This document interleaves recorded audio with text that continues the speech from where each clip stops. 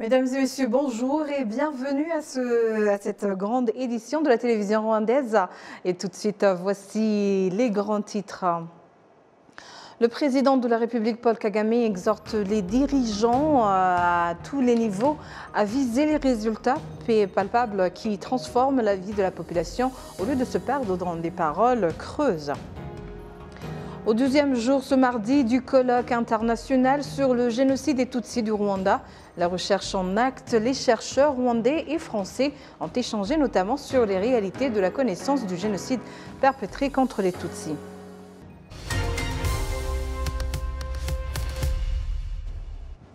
Bienvenue encore une fois à ce journal. Le président de la République, Paul Kagame, a exhorté les dirigeants à tous les niveaux à viser les résultats palpables qui transforment la vie de la population au lieu de se perdre dans des paroles dites creuses.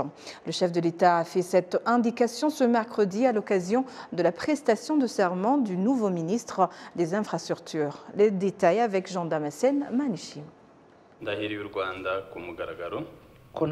C'est le docteur Jimmy Gasore qui vient de prêter serment comme nouveau ministre rwandais des Infrastructures. Le président de la République, Paul Kagame, qui a présidé ces cérémonies de prestation de serment, a rappelé que quoi que les tâches soient ardues, ils sont toujours faisables. Le chef de l'État a mis un accent sur les intérêts de la nation qui doivent conditionner l'action de tout dirigeant. sinzi impamvu yagomba gusubirwamo kenshi buri munsi buri gihe. Dans ces organes, pour servir les Rwandais et toute la nation, les intérêts personnels sont mis d'abord de côté, sans pour autant les oublier, car tout individu a droit à son propre développement.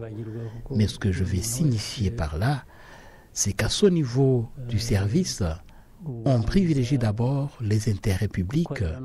Pour les Rwandais, pour la nation, c'est ce qui prime sur tout le reste. Le Rwanda a un long chemin à parcourir, a souligné le président Kagame, précisant qu'il n'est plus possible de supporter des tergiversations injustifiées qui compromettent le développement du Rwanda. Ce qui devait se faire dans une semaine ou deux ne doit pas s'étendre sur 2 mois, a martelé le chef de l'État.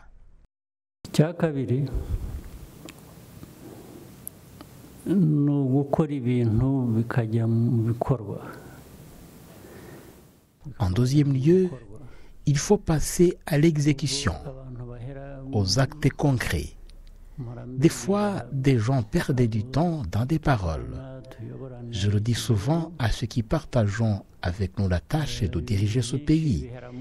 Beaucoup de projets traînent dans des paroles, dans des études, dans des réunions. Ces voies peuvent être empruntées au besoin, mais quand bien même tu les ferais bien, mais sans résultat concret, qui transforme la vie des gens, comme je le disais, c'est comme si tu n'as rien fait.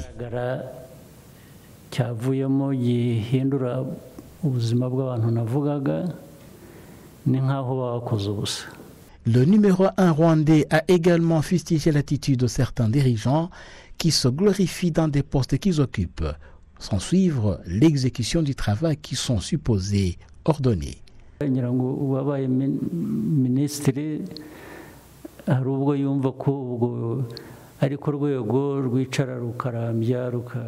Une autre attitude, il peut arriver que celui qui devient ministre se prend pour un super-homme, qui s'assoit et croise les bras. Certains le manifestent, mais d'autres le cachent. Viser la gloire au travail. Les gens se perdent dans cette situation, ne font rien, ils préfèrent déléguer les autres seulement, sans faire de suivi. S'il m'arrivait, à moi par exemple, de déléguer quelqu'un, puisque personne ne peut tout réaliser seul, et comme dirigeant, il faut faire du suivi pour s'assurer que ce qui devait se faire a été réellement accompli.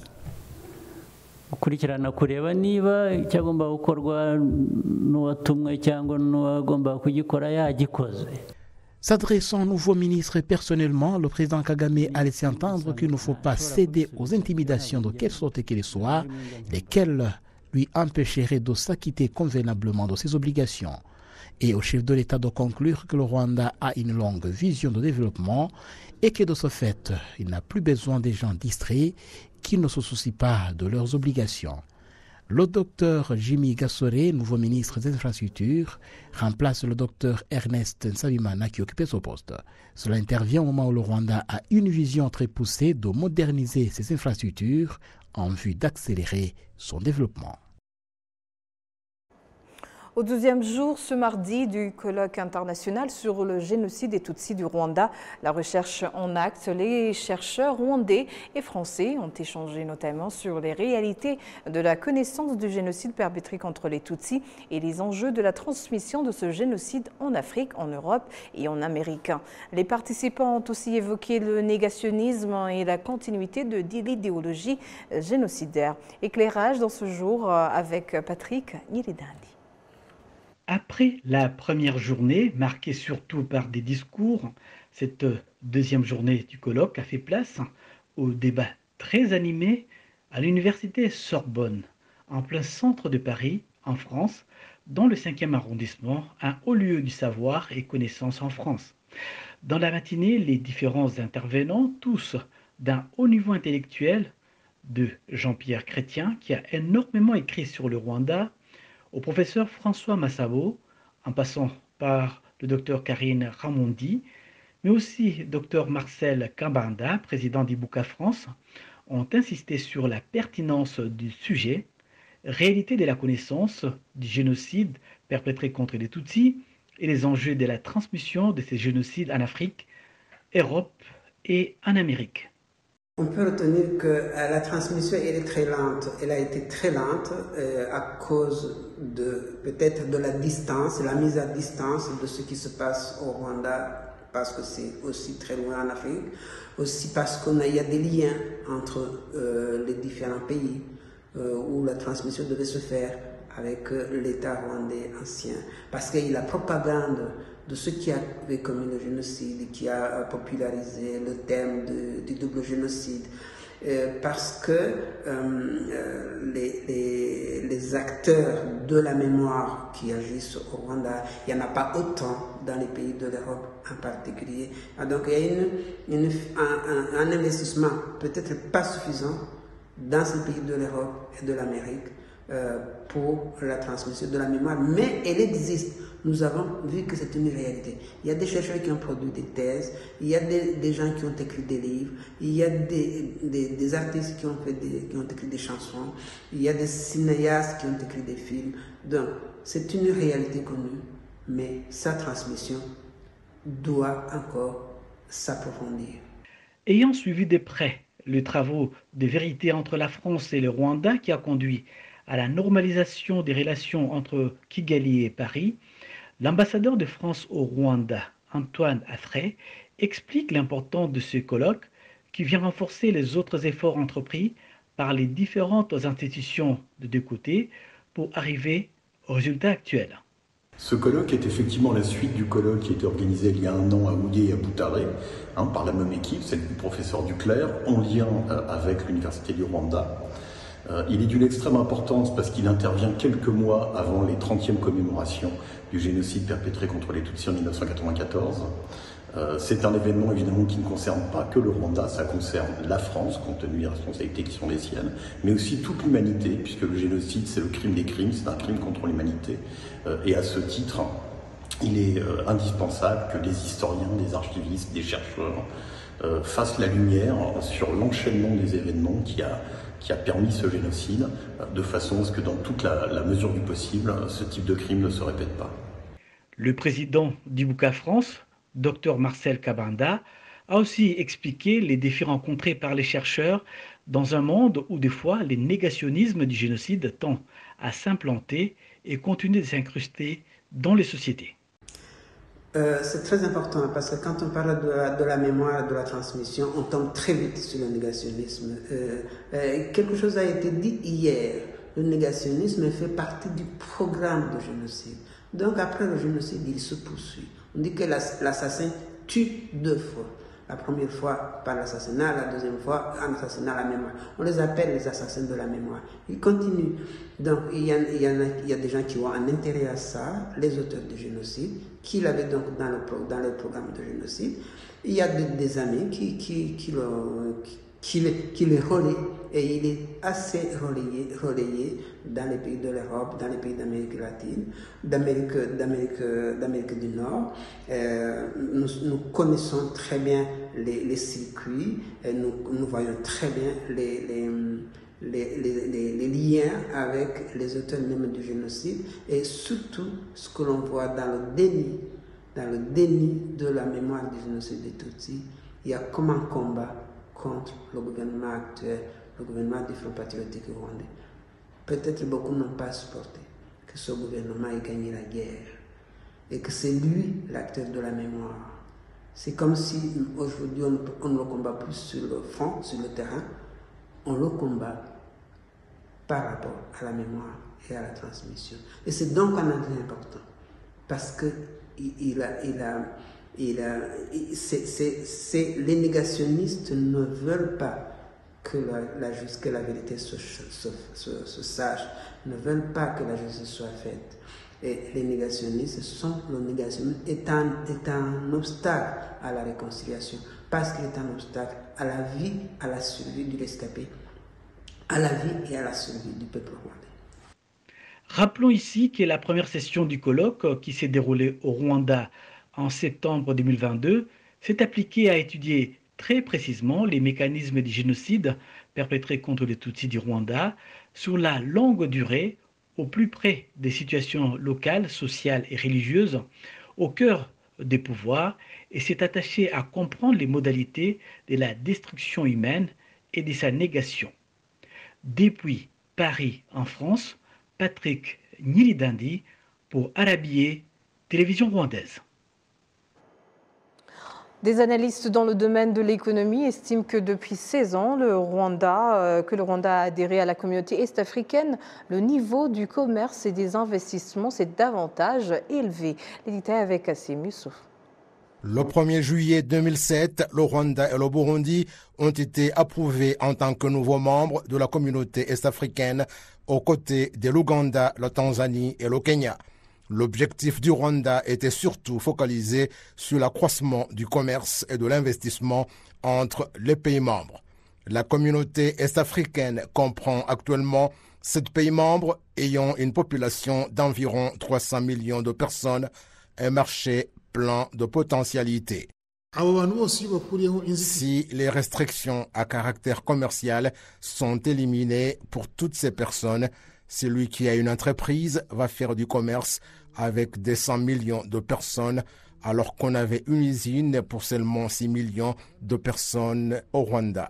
Maintenant, on fait du commerce avec des 100 millions sans impôts et taxes douanières.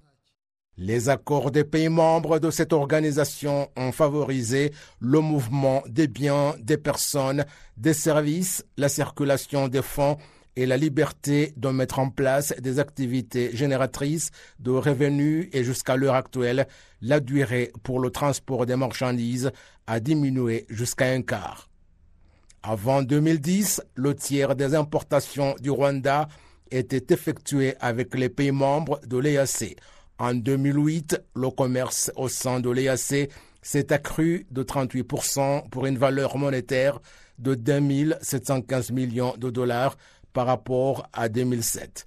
Les importations au sein de l'EAC ont augmenté de 42% pour une valeur de 1 173 millions de dollars américains en 2008 par rapport à 825 millions de dollars en 2007. Les exportations au sein de l'EAC ont en 2008 été évaluées à 1,542 millions de dollars par rapport à 1,149 millions de dollars l'année précédente. L'autre point parmi d'autres qui sont essentiellement considérés comme un résultat concret de cette organisation, c'est la façon par laquelle elle a contribué à attirer des investissements pour des entreprises commerciales de la sous-région. Les Kenyans qui viennent investir ici ne pouvaient pas le faire avant ou ne pouvait pas déplacer une usine qui fonctionnait à Nairobi et pouvoir amener ses produits à Nairobi ou les vendre ici parce que souvent le transport était très cher. Azam, par exemple, n'est pas venu de la Suède, mais de la région. Il est venu parce que les restrictions ont été éliminées. Ce sont ces restrictions qu'il faudra aussi éliminer au niveau de l'Afrique. Les pays membres de la communauté est-africaine sont parmi les premiers qui ont décidé de mettre en place le marché commun afin d'accélérer leur développement socio-économique et accorder à leurs citoyens la liberté de déplacement dans les pays membres, y chercher de l'emploi, y élire domicile, y installer des activités et autres.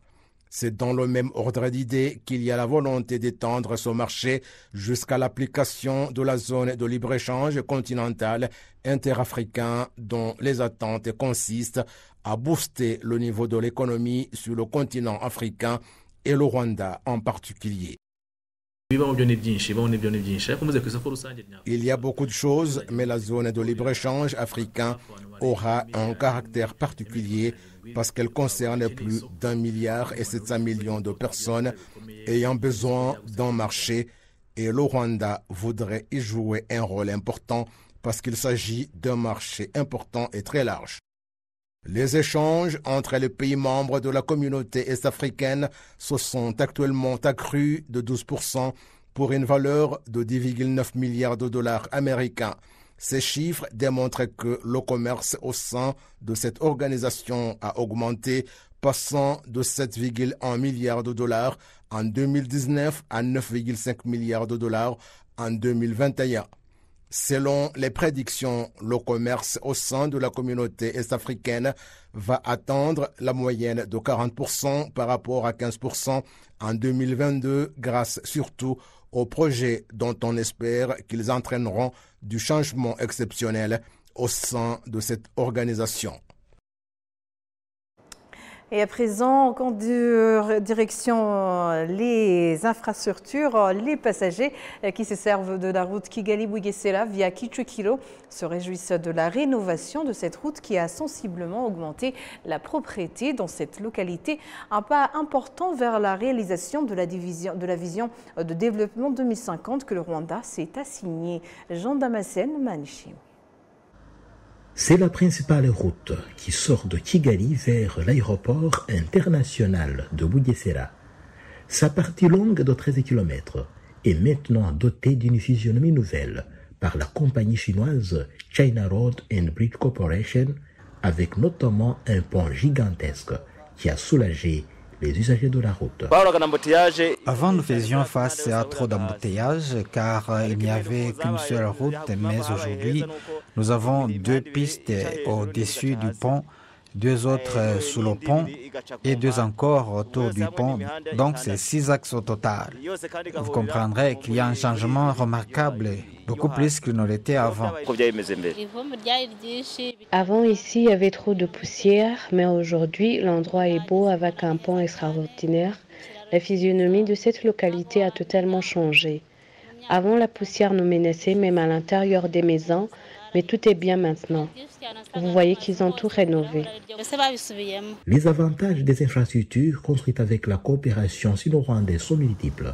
Et à ce propos, les techniciens chinois se félicitent d'avoir partagé leur expertise aux professionnels rwandais. Dans les travaux, nous avions environ 700 employés et parmi eux, les Chinois n'étaient que 20 seulement. Le reste était citoyens rwandais. Le personnel chinois faisait la supervision et apprenait aux nationaux comment relever eux-mêmes les défis techniques. Tout au long de ce projet, nous avons formé des employés qualifiés comme les mécaniciens et les techniciens de laboratoire. Les agents qui ont longtemps travaillé avec nous sont devenus maintenant des consultants dans d'autres sociétés et des cadres du gouvernement pour certains. Outre la connaissance pratique, les Rwandais engagés par la société chinoise China Road se félicitent de son impact social sur la population rwandaise en général. Visiblement, cette route a facilité les échanges commerciaux. Avant ces travaux, il n'y avait qu'une seule partie, mais aujourd'hui, la route est en 4 parties. La circulation est vraiment facile. Pour les Rwandais, cette coopération avec la Chine est d'une grande importance. Cette société a relevé le niveau des infrastructures dans le pays et a augmenté la beauté de la ville. Et à ce niveau, notre pays émerge dans les pays est-africains. Côté social, la population en profite aussi et nous qui travaillons ici sont bien rémunérés. L'amélioration des infrastructures au Rwanda avec la coopération chinoise a déjà fait ses preuves. En plus de 54 km de routes construites à Kigali, la société China Road indique avoir construit environ 70% du réseau routier rwandais, dont l'excellente route appelée la ceinture du lac Kivu à l'ouest du Rwanda.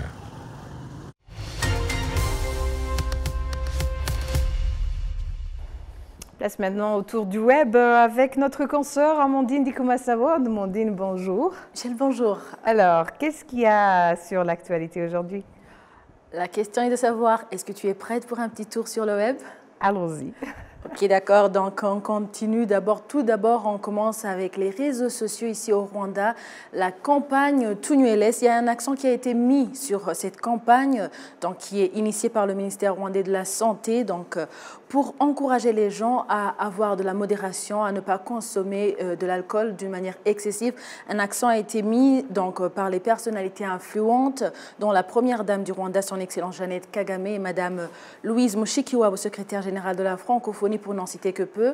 Cette campagne vise à sensibiliser la population aux dangers et conséquences néfastes de la consommation excessive d'alcool.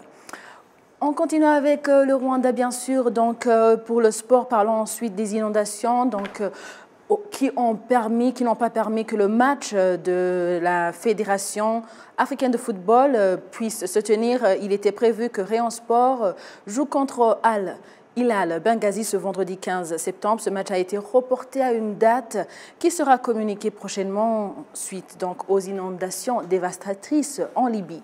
En parlant toujours de tristes nouvelles, Mobad est décédé? Oui, il est décédé. Ça fait moins de 24 heures que c'est sur les réseaux sociaux. C'est une légende, c'est une artiste, c'est un artiste nigérien et tout le monde est en train de... C'est une polémique selon quoi il se serait suicidé après que son contrat soit suspendu avec sa maison de production.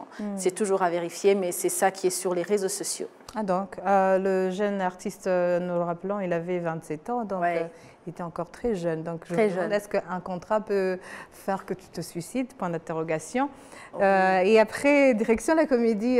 On continue avec la comédie avec Jamel Debbouze, qui est connu comme comédien international, qui est basé en France. Après, donc, cet humoriste en provenance de la France est rendu au Maroc depuis que le séisme ait frappé le pays, donc dans la nuit de vendredi à samedi, réagit comme c'est catastrophique à l'heure où il se trouvait, ces villages sont enclavés. Donc il fait appel pour que la communauté internationale puisse intervenir pour aider les personnes qui sont au Maroc. Maintenant, on a un nouveau téléphone. Ouais, on iPhone 15. Toujours un nouveau téléphone avec iPhone. J'allais directement te demander, est-ce que tu vas changer toi aussi hier? Non, moi je reste avec ce que j'ai. Ok, l'iPhone 15 et toutes ses déclinations donc, ont été officialisées hier, mardi 12 septembre, un an après l'arrivée de iPhone 14. Quels sont les changements de la gamme? Y a-t-il un nouveau design? Quelles sont les nouveautés? Donc, une fiche technique, les iPhones profitent-elles de nouveaux capteurs de photos? Toutes ces questions, on trouve les réponses sur les réseaux sociaux. C'est toujours en train de circuler sur les réseaux sociaux moins de 24 heures. Parlons maintenant de Selena Gomez. Alors, Selena Gomez, hier, j'ai vu que la vidéo qu'elle a répétée, donc le remix Calm Down avec le chanteur nigérian Rema a fait la une. Elle a même reçu un prix pour meilleure chanson qui a été très suivie sur YouTube. Ouais. Aujourd'hui, j'amène cette star parce qu'elle avait traversé une période très sombre où elle a même sorti un documentaire pour parler de sa vie étant vulnérable. Et aujourd'hui, elle réapparaît après Shakira et Taylor Swift. Donc, les stars ont été au rendez-vous de MTV Video Music Award. La cérémonie s'était tenue à Newark sur le New Jersey hier. Alors, pour terminer, direction l'Allemagne avec Meghan Markle. Ouais, Meghan. Elle est toujours à la une de l'actualité, il n'y a même pas un mois. Est-ce que c'est vrai l'histoire de séparation de ces deux-là ou bien c'était des rumeurs? ici maintenant, je me tiens debout pour dire que ce sont des rumeurs, puisqu'on avait donné beaucoup de détails. Et à la surprise, on l'a vu, bien sûr, les jeux ont commencé un peu en avance. Elle n'était pas là. Mais hier, quand elle est apparue et qu'elle a pris parole pour s'exprimer aux côtés de son mari, tout le monde a vu que vraiment, c'était que des rumeurs. Voilà.